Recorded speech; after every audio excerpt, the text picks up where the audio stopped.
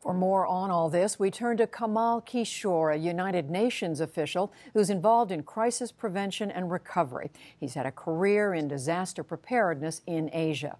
And Catherine Dalpino, a professor of international relations at Simmons College. She served in the State Department during the Clinton administration. We thank you both for being with us. Let me start with you, Kamal Kishore. We see the death toll is almost 300 since the end of July. No question, this is much more serious, I think, than people realized. Yeah, there's no doubt about that. The rainfall indeed has been exceptional.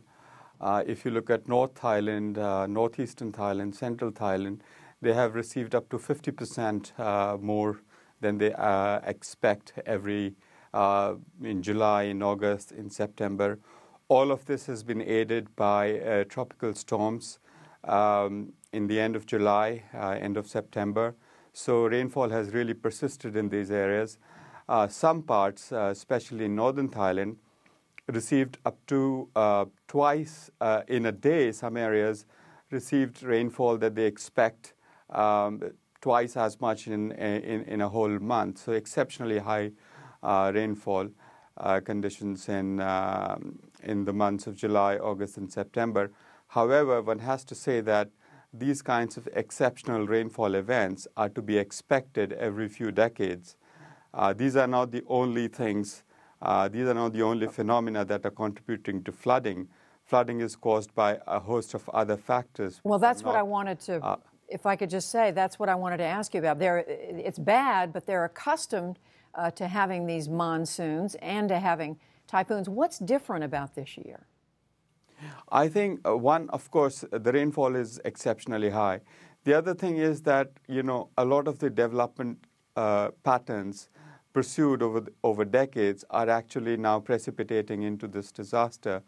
If you look at areas around Bangkok, there used to be a lot of marshlands, catchments which will hold water in excess rainfall conditions and then drain gradually. All of those marshlands, as the land prices grew and the economic value of that land got enhanced, have been built upon. So you don't have that facility. Likewise, with the natural drainage patterns, natural as well as man-made drainage patterns, the system of canals, it has been severely disrupted over the last several decades. And now, when the exceptional rainfall occurs, the effect is exacerbated many times. So, Catherine, then of course I'm just going to interrupt 1 second and bring Catherine Dalpino in. So, just how much of this is man-made, and how much of it is Mother Nature overwhelming what people can deal with? Well, for the past several years, there have been changes on the Mekong River, some starting in China with dams that they've built through Laos and on down. And Thailand has become very recently sensitive to this, understanding that beyond their own national borders, there are things that are happening. The Stimson Center here in Washington has done some wonderful work on that. And recently, Thailand asked Laos to suspend work on a dam that was being built by Thai companies because it feared the environmental impact. So there is some awareness across the board that there are things happening in terms of changing infrastructure in the region. So you're talking about a region-wide set of issues rather than just something within each country, within Thailand. Also in Thailand, the past couple of decades, there was severe logging. And in 1988, there were historic floods in southern Thailand. And because of that, they now have a logging ban in the country. But they do log now the other countries, Cambodia, Myanmar, and Laos as well. Kamal Kishore, how would you answer that question? Is it how much of this is nature overwhelming what people are accustomed to, and how much is man-made? I think it's about 50-50. I would say that there is little we can do about rainfall, but we really have to look at how we develop our cities, how our regional planning takes place. We have to assess these risks over the long term, not just look at year to year, but over decades, sometimes even more than that. So these risks are well known, and there are methods to assess these risks and take these into account while we build roads that block drainage patterns, while we turn marshlands into into developed areas for industrial estates. So it's really both, and really it has there is value in taking a regional approach to it as well. It's not just river basins are not confined to countries. They are regional. So really there has to be a regional approach as well. Catherine. But let me come in at this point and say just one thing, that one has to recognize how well the Thai departments are doing on saving lives. If a similar flood had occurred 5 or 6 or 7 years ago, the loss of lives would be much higher.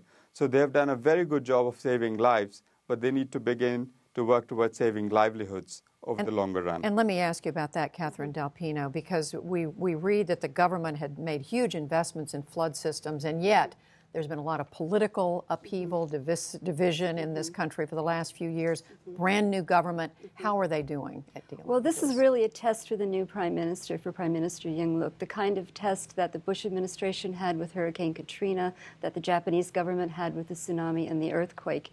And every government on this planet, with the possible exception of 1 or 2, now operates under performance legitimacy. How well do they do in these kinds of natural disasters? Certainly in the past 5 years, Thailand has been very divided politically. It's interesting in the past couple of days to see the bipartisan spirit or the multi-partisan spirit. Yesterday, former Prime Minister Abhisit made a call upon Prime Minister Yingluck. He, of course, was her rival, and he was the one that she turned out in the election. And that was a very, very important symbol. What about the political upheaval, unsettled political situation of the last few years? Has that contributed to Thailand's ability to prepare for something like this? I'm not sure that that's really the case. I think that they've had warning of this for about 4 months. Certainly it started during the elections, and as your piece said, Yingluck has only been in power for a couple of months. It's interesting in Bangkok that there is a political divide, not necessarily sharply. The governor of Bangkok is a Democrat, and that's so it's a bipartisan sort of effort to save Bangkok. Internally. Let me come back to you, Kamal Kishore. What decisions need to be made in the coming days to determine whether this gets much worse or whether they get it under control?